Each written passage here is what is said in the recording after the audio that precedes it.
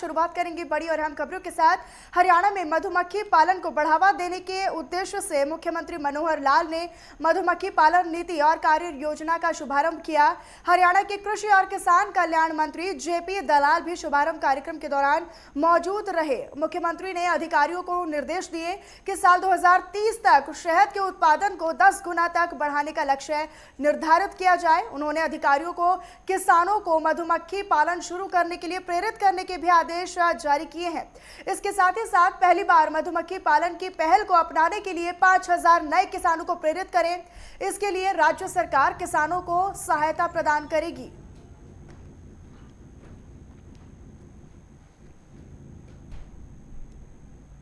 तो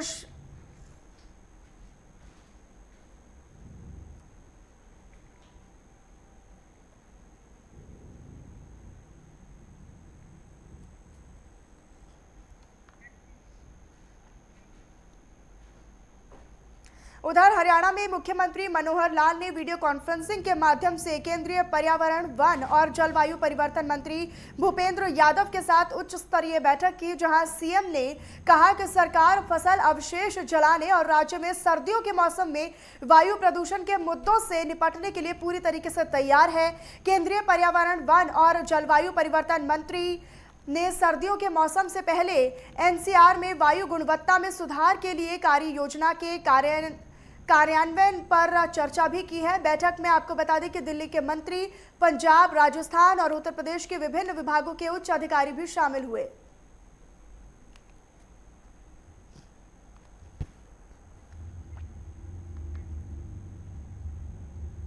हरियाणा के कृषि मंत्री जेपी दलाल ने कैथल अनाज मंडी का दौरा किया, जहां उन्होंने अधिकारियों को निर्देश दिए कि किसी भी हालत में किसानों को धान की फसल बेचने में कोई भी परेशानी नहीं आनी चाहिए। साथ ही साथ उन्होंने किसानों को हर तरह की सुविधा मंडी में उपलब्ध करवाने की भी व्यवस्था करने के निर्देश दिए हैं। वहीं उन्होंने ये भी कहा कि जिला के प्रशासनिक अधिकारी धान खरीद के दौरान समय समय पर मंडी का निरीक्षण करते रहें। साथ ही संबंधित अधिकारी को मंडी में सफाई व्यवस्था दुरुस्त करवाई जाए।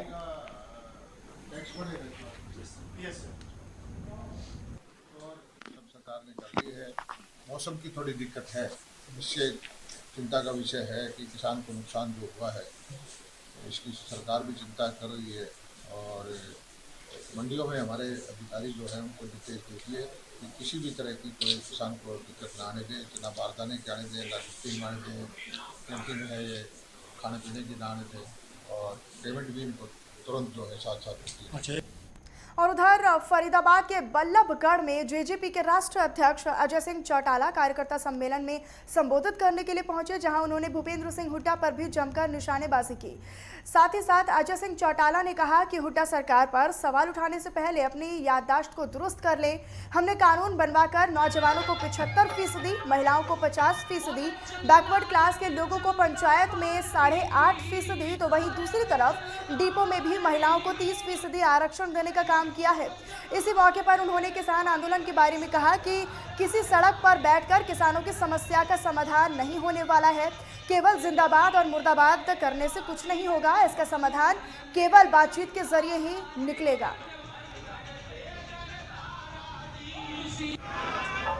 तो अपनी याददाश्त को दुरुस्त कर लें। हमने 75% नौजवान को आरक्षण देने का काम हरियाणा प्रदेश की असेंबली के जिसके वो मेंबर भी हैं, अपोजिशन के लीडर हैं, उसमें कानून बनवा करके पारित करने का काम किया है। महिलाओं को 50% आरक्षण देने का काम कानून बना करके पारित करने का काम किया है। बैकवर्ड क्लासेस के लोगों को 8.5% पंचायत में हिस्सेदारी देने का काम कानून बनवा करके पारित करने का काम किया है। अभी रिसेंटली हरियाणा प्रदेश में महिलाओं को डिपोज जो होते हैं उनमें भी 30% हिस्सेदारी देने का काम किया।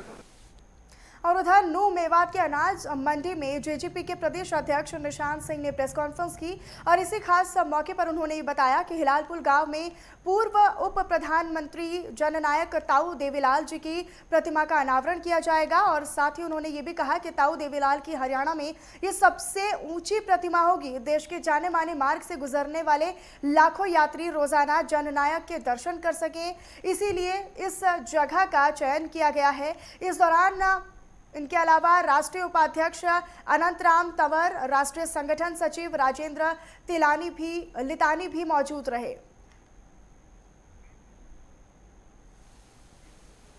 सरकार की ऐसी कोई मंशा नहीं है, कोर्ट में केस पेंडिंग है।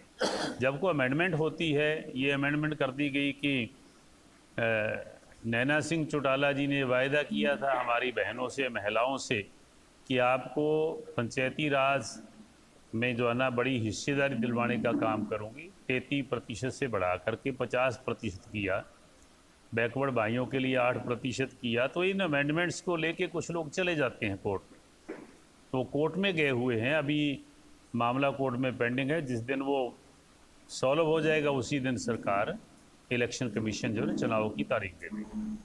और उधर बहादुरगढ़ में 4 बदमाशों ने जिम संचालक को गोलियों से भून दिया। दरअसल बदमाश जिम के बाहर खड़ी फॉर्च्यूनर गाड़ी और सीसीटीवी की डीवीआर भी अपने साथ लेकर आए थे। पुलिस ने मृतक के चचेरे भाई की शिकायत पर हत्या का मामला दर्ज कर लिया है। मिली जानकारी के मुताबिक गांव सोलथा निवासी कृष्ण के घर के पास ही एक अन्य घर में नीचे जिम और ऊपर पीजी खोला हुआ था। गुरुवार रात वो अपने जिम में था, तभी 4 बदमाश जिम के अंदर दाखिल हुए। जिससे पहले कृष्ण कुछ समझ पाता, बदमाशों ने ताबड़तोड़ फायरिंग शुरू कर दी। वहीं गोलियों की आवाज सुनकर मृतक का चचेरा भाई मुकेश मौके पर पहुंचा और घायल कृष्ण को हॉस्पिटल लेकर गया। तो वहीं दूसरी तरफ डॉक्टरों ने इलाज के दौरान ही कृष्ण को मृत घोषित कर दिया। और दूसरी तरफ अब पुलिस उस पूरे मामले की जांच पड़ताल में जुटी हुई है। मौके पर पुलिस पहुंची और उसको घायल अवस्था में ब्रह्म शक्ति अस्पताल में दाखिल कराया गया, जहाँ पर डॉक्टर ने उसको मृत घोषित कर दिया। इसमें जांच चल रही है, जो भी इसमें नियम अनुसार कार्रवाई अमल में लाई जा रही है और जल्दी ही दोषियों का पता लगाकर कार्रवाई की जा रही है। और पलवल में रुपयों के लेन देन के चलते सगे भाई की गोली मारकर हत्या की वारदात को अंजाम दिया गया। वहीं हत्या की वारदात को सीआईए पुलिस ने सुलझा लिया है, जिसमें पुलिस ने 2 भाइयों को गिरफ्तार भी कर लिया है। पुलिस ने आरोपियों के पास से एक कार को भी बरामद कर लिया है। वहीं पुलिस ने शव को बरामद कर पोस्टमार्टम के लिए भेजा है और मामले के आगे की कार्रवाई और पुलिस छानबीन में भी जुटी हुई है। दिनांक 4/9 को पीएस कैंप पलवल में FIR नंबर 669 दर्ज हुई कि उसमें मुद्दई था सुरेंद्र उर्फ जो कि आदर्श कॉलोनी पर्वत का रहने वाला है। उसने शिकायत दी कि मेरा भाई लोकेश उर्फ लकी, जो कि दिनांक 31 तारीख को घर पे आया था और उसके बाद किसी का फ़ोन आया और वो घर से चला गया। आज तक उसका पता नहीं चला। गुमशुदगी के संबंध में FIR दर्ज हुई पिछले 40 साल से। का बात करेंगे फतेहाबाद की, जहां पर बड़ोपल गांव में बारिश ने मुसीबतें बढ़ा दी हैं। जहां 3 दिनों से लगातार इलाके में भारी बारिश हो रही है, जिसकी वजह से फसलें भी खराब हो रही हैं। वहीं भारी बारिश से लोगों को भी परेशानियां हो रही हैं। गांव के हालात ऐसे हैं कि लोग अपने घरों में कैद हो गए हैं। भारी बारिश के कारण गाँव में पूरी जगह पानी ही पानी भरा हुआ है, जिसके चलते बीमारियां फैलने का भी डर अब सताने लगा है। ग्रामीणों का आरोप है कि गाँव में हालात बद से बदतर होने के बाद भी कोई भी प्रशासनिक अधिकारी सुध नहीं लेने आया है। लेकिन गांव में बिगड़ते हालात को देखते हुए जेजेपी के जिलाध्यक्ष मौके पर पहुंचे और ग्रामीणों को आश्वासन भी दिया कि शाम तक जमा बरसात का पानी निकासी हो जाएगी। तो इस गांव के ये जो सड़कें हैं और इनमें जो भारी बारिश के कारण ये जो पानी भरा है उसको निकाल लिया जाएगा। ऐसा आश्वासन दिया गया है कि शाम तक इस पूरे मामले को समाधान पानी कब से भरा है? जाएगा। रात से भरा हुआ है ये पानी, तो निकालने का क्या इंतजाम है? कोई इंतजाम नहीं है पानी निकालने का। गांव बड़ोपल में कल बहुत ज़्यादा बरसात हुई, इसलिए हमारे घरों के अंदर पानी चला गया। हमने अपना निजी पंप लगाकर 3 घंटे में पानी निकाला और भैंसों के नीचे भी पानी था। और आज जेजेबी प्रधान लेगा साहब आए थे, उन्होंने कहा कि ये हम पानी निकलवा देंगे। और वहीं गोहाना में सितंबर महीने में अभी तक 425 mm बारिश दर्ज की गई है। जिले में ज़्यादा बारिश होने से आसपास के 2 दर्जन से ज़्यादा गांवों में जलभराव की समस्या बनी हुई है। बारिश ज़्यादा होने से खेतों में 2 से 4 फीट तक पानी भर गया है। किसानों की धान फसल के साथ साथ ही अन्य फसलें भी अब खराब हो चुकी हैं। किसानों ने सरकार से 50,000 प्रति एकड़ मुआवजा देने की बात कही है और ये भी कहा है कि किसान कर्ज और पट्टे पर खेती कर रहे हैं। कृषि अधिकारी राजेंद्र मेहरा ने ये कहा कि कपास, ज्वार बाजार और साथ ही धान की फसल को नुकसान हुआ है। तो सितंबर महीने में इतनी ज़्यादा बारिश कि 425 mm बारिश जो है यहाँ पर दर्ज की गई है। लगातार भारी बारिश से किसानों की जो फसलें हैं वो बर्बाद हो रही हैं, क्योंकि खेत में 1 से 4 फीट तक पानी भरा हुआ है। तो लगातार भारी बारिश से लोगों को परेशानियों का सामना करना पड़ रहा है वो अलग, लेकिन इसी बीच किसानों को भी भारी नुकसान और परेशानियों का सामना करना पड़ रहा है। 50,000 प्रति एकड़ मुआवजा देने की बात किसानों के द्वारा कही गई है। हेलो, बारिश तो देखो अब सारा नुकसान है। पहला तो जो बारिश हुई थी उससे तो नहीं था, ज्वार बाजरा में नुकसान है। ईब तो यह जो जितनी भी बारिश हुई है, बाड़ी बूढ़ी धान सब कुछ खत्म हो गया, जिसमें तो सारे धान बिछ गई भी, उठे भी कोने निसर रहे हैं, सबकी मट्टी में मिल गया। भाई अपने सितंबर महीने में 425 mm बारिश हुई है गोहाना में, जो कि आमतौर पर इतनी नहीं होती। तो इस चीज़ को देखते हुए हमें ये लग रहा है कि भाई जो अपनी कपास और बाजरा की फसल है वो ज़्यादातर अफेक्टेड है, और उसका अभी हमने फील्ड लेवल पे एक सर्वे करवाना है कि भाई 0 से 25, 25 से 50 अलग अलग कितना नुकसान है। और वहीं करनाल के गांव डाचा स्थित महात्मा गांधी ग्रामीण बस्ती और हरियाणा भूमिहीन कामकारी कॉलोनी के लोग कार्रवाई नहीं होने के बाद खुद ही गंदे पानी की निकासी करते नजर आ रही हैं। कॉलोनी वासियों का ये साफ तौर पर कहना है कि सरकार ये योजना के तहत महात्मा गांधी ग्रामीण बस्ती 2011 में काटी गई थी और दूसरी कॉलोनी हरियाणा भूमिहीन कामकारी योजना के तहत साल 1995 में काटी गई थी, लेकिन इन दोनों कॉलोनियों के लोग मूलभूत सुविधाओं से अब तक वंचित हैं। कई साल बीत जाने के बावजूद भी ग्राम पंचायत और सरकार ने इन कॉलोनियों में गंदे पानी की निकासी के लिए उचित प्रबंध नहीं किए हैं, जिसके चलते बारिश के दिनों में यहां जलभराव की स्थिति पैदा होती है और लोगों को खासा परेशानियों का सामना इस दौरान करना पड़ता है। तो जलभराव से कॉलोनी के लोग जो हैं वो बेहद परेशान हैं।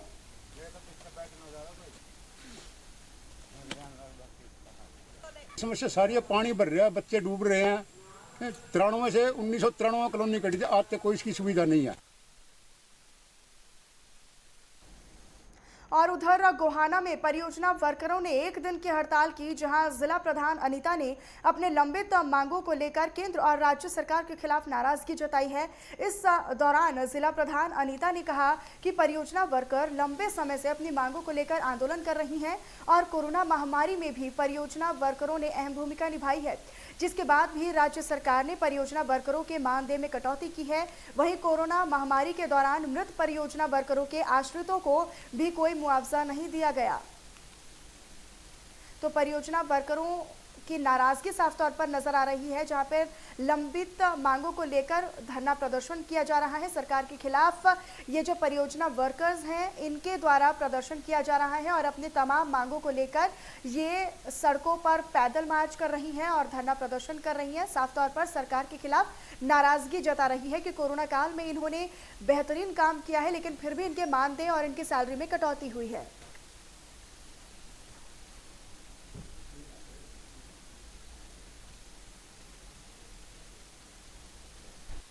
हमारी जो परियोजना वर्कर जो हैं आज एक दिन की हड़ताल कर रही हैं अपने मानदेय के लिए कि उसमें कुछ बढ़ोतरी सरकार करे, और हमारी मांग जो है बार बार बीच में भी हम प्रदर्शन करके अपने प्रदर्शन के माध्यम से सरकार को लिख के दे चुके हैं कि हमारी जो मांगे हैं, जो समस्या है, उनको सरकार हमारी को सुने और हमारी मांगे पूरी करे। ऐसा जी, आज आशा वर्कर की एक दिन की हड़ताल है पूरे प्रदेश में। ये बहुत ही कम जो इनका वेतनमान है उसको लेके, और इनकी सबसे प्राथमिक मांग ये है कि इनको है ना कम से कम वेतन 24,000 रुपये दिया जाए, और जब तक इनको पक्का नहीं किया जाता तब तक सुप्रीम कोर्ट के आदेश अनुसार समान काम समान वेतन दिया जाए।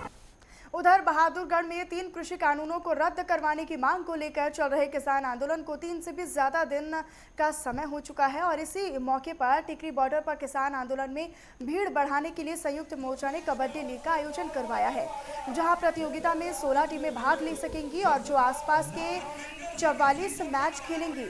तो आपको बता दें कि आपस में ये जो 16 टीमें गठित की गई हैं, ये 44 मैच खेलेंगी आपस में, और इन टीमों में अंतर्राष्ट्रीय ख्याति प्राप्त खिलाड़ी भी खेल रहे हैं और किसान आंदोलन को अपना समर्थन भी दे रही हैं। वहीं 27 सितंबर को संयुक्त मोर्चा की तरफ से भारत बंद का ऐलान किया गया है। इसे सफल बनाने के लिए भी किसान नेता और खाप पंचायतें जुटी हुई हैं। इस बार भारत बंद का असर देश भर में देखने को मिल सकता है। तो संयुक्त मोर्चा की तरफ से बड़ा ऐलान कबड्डी लीग का, जहां पर 16 टीमें गठित की गई हैं और 44 मैच ही आपस में खेलेंगी। तो टिकरी बॉर्डर पर किसानों ने भीड़ जमा करने के लिए और भीड़ को और ज़्यादा जुटाने के लिए अब कबड्डी मैच का आयोजन किया है, जो कि टिकरी बॉर्डर पर कबड्डी लीग का आयोजन किया जाएगा। और साथ ही संयुक्त मोर्चा की तरफ से बड़ा ऐलान कर दिया गया है ताकि किसान आंदोलन में भीड़ जुटाई जा सके। और भारत बंद, आपको बता दें कि 27 सितंबर से आह्वान किया गया है भारत बंद का, और किसानों का ये कहना है कि इस बार भारत बंद ज़्यादा बड़ा होगा और पूरे देश भर में इसका असर देखने को मिल सकता है। मैच हो रहे हैं, कबड्डी लीग हो रहा 2 दिन बहुत अच्छा चला। आज तीसरे दिन में डॉक्टर भीमराव अंबेडकर दे जो स्टेडियम है वहाँ मैच होंगे। कम से कम 8 मैच आज होंगे जो बहुत ही तकड़े इंटरनेशनल कबड्डी खिडारी आ वो आज इस ग्राउंड ਦੇ ਵਿੱਚ ਧੁੰਮਾ पाएंगे। सो इसलिए पूरे प्रबंध हैं। थोड़े समय बाद ही 5-7 मिनट बाद ही जो मैच पहला मैच है वो शुरू हो जाएगा। और उधर कुरुक्षेत्र में पुलिस और किसान एक बार फिर से आमने सामने आ गए हैं। बता दें कि सैनी समाज भवन में बीजेपी की पिछड़ा वर्ग की बैठक हो रही थी, जिसको लेकर किसान इस बैठक के विरोध में थे। और वहीं किसानों के विरोध को देखते हुए भारी मात्रा में पुलिस बल भी तैनात किया गया था। वहीं पुलिस ने कई किसानों को हिरासत में भी ले लिया है। साथ ही साथ पुलिस ने ये कहा है कि सैनी समाज भवन से कुछ ही दूर पर विरोध करें। तो किसान और पुलिस एक बार फिर से आमने सामने आ गए हैं। हरियाणा के कुरुक्षेत्र की ये तस्वीरें आपको दिखाई जा रही हैं, जहां पर कई किसानों को पुलिस ने हिरासत में भी लिया है। बीजेपी के पिछड़े वर्ग की बैठक हो रही थी, जिसमें सैनी समाज भवन में ये बैठक हो रही थी और इसी का विरोध जताने के लिए किसान बैठक को भंग करने के लिए पहुंचे, लेकिन पुलिस उनको रोकने गई तो आपस में ही किसान और पुलिस भिड़ गए। जिनकी तस्वीरें, कुरुक्षेत्र की ये तस्वीरें आप इस वक्त देख रहे हैं। सैनी समाज भवन में बैठक हो रही थी, जिसे बैठक को भंग करने के लिए किसान पहुंचे थे और किसान और पुलिस आमने सामने इसी दौरान आए, झड़प भी हुई। और ये तस्वीरें कुरुक्षेत्र की हैं।